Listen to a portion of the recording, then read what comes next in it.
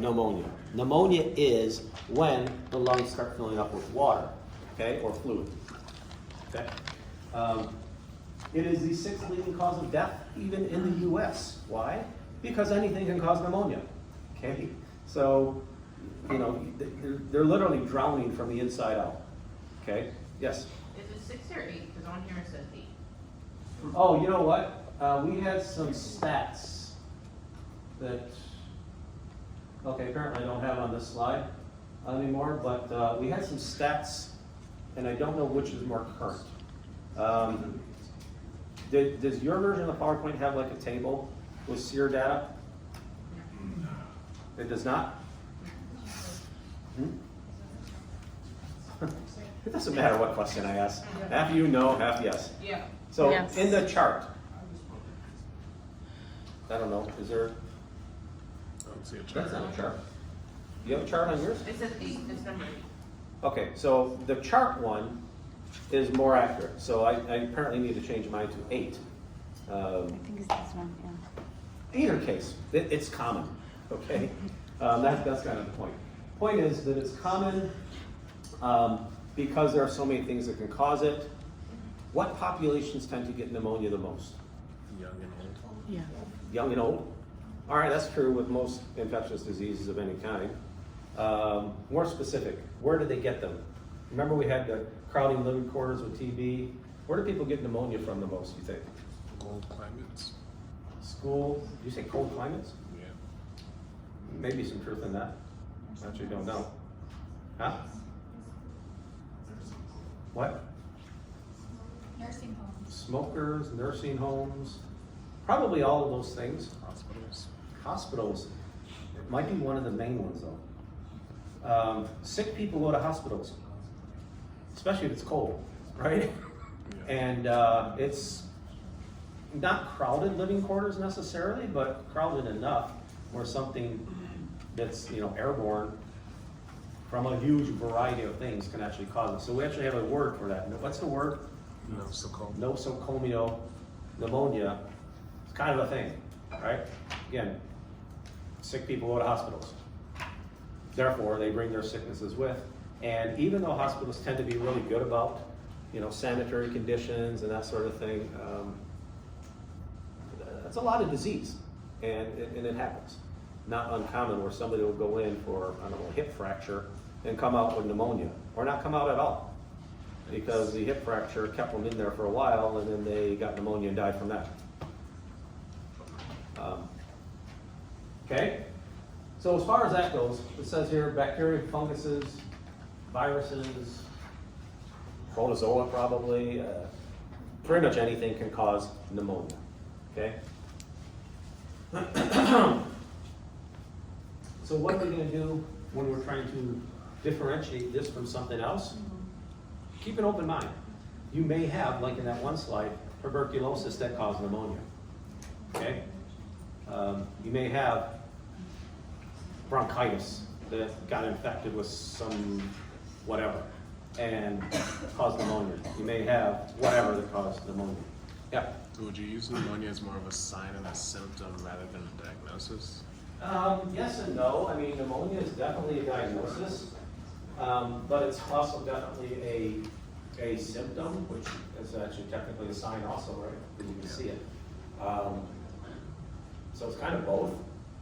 But when somebody has pneumonia, you definitely want to find out why they have pneumonia, because that you're going to treat.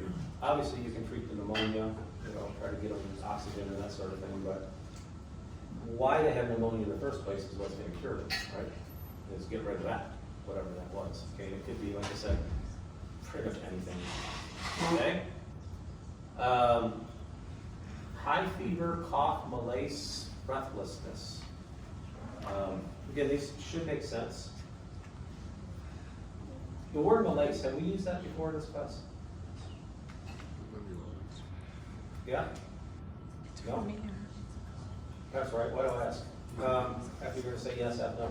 Either case, malaise is one of those, what do we got, about 20 words that basically mean you're just wiped out, right? You're just toast, you're exhausted.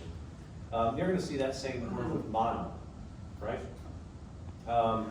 tend to have a bit of a higher fever when it's, to the point of pneumonia.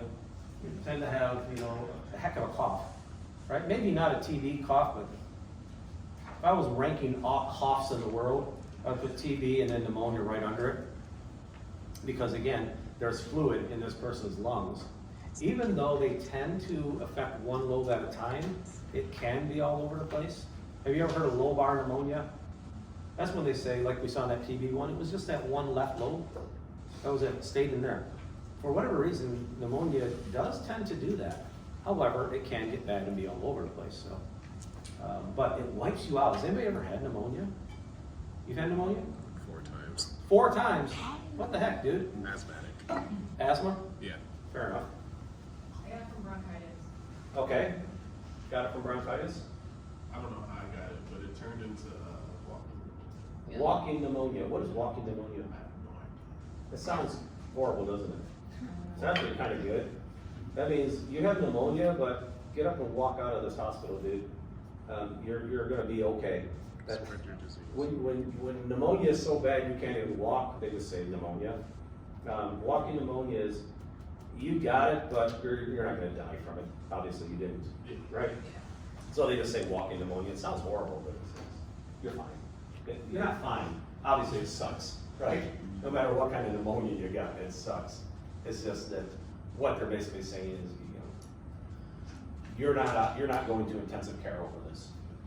They didn't say that though. So. Huh? They didn't tell me that. They were like, yeah, walking pneumonia. So I'm like, that's what we're I know, it sounds horrible. It does. What is that? Like The Walking Dead? Right? Yeah. I know, I don't know why people would say that, to be honest, but that's what I think of when I hear it, like The Walking Dead. Obviously, if it's a bacterial cause, you treat the bacteria. If it's a viral cause, what are you gonna do? We do have pneumovax.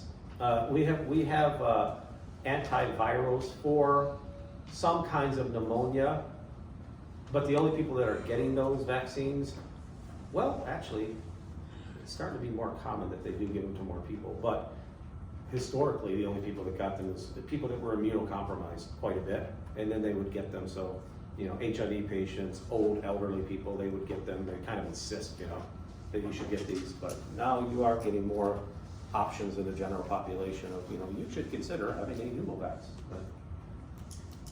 Okay, so here's the main thing. By the way, how long did that pneumonia last? 6 weeks. 6 weeks? I mean, longer than like the cold, but. Okay. month and a half. Month and a half? Okay.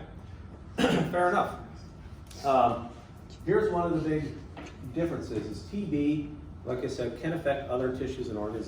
Pneumonia by definition is the lungs, right? TB requires significantly longer treatment than does pneumonia. It is not uncommon to hear somebody had pneumonia up to 3 months or so. That's a long time. Absolutely. However, it's not 6 to 9 months. Okay, so TB, it does take quite a bit longer to get rid of TB than it does pneumonia. I'm sure he's had pneumonia at some point. And then you put up the picture. I know, I don't know why. Does he have TB? No, Tiger Woods does not have TB. Tiger Woods is too rich to get TB. TB is a poor people disease. TB is a poor people disease. Sadly, it is. Verbatim.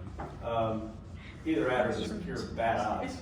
But yeah, it's something where people absolutely get over TB. It just costs a lot of money. Here you can see the alveoli kind of filling up with pus, basically. And you can imagine if that's where you're exchanging gases, how difficult it is to breathe. And it wipes people out, just horribly wipes them out. Okay? Kind of 1019, yeah, we can go on to bronchitis. All right.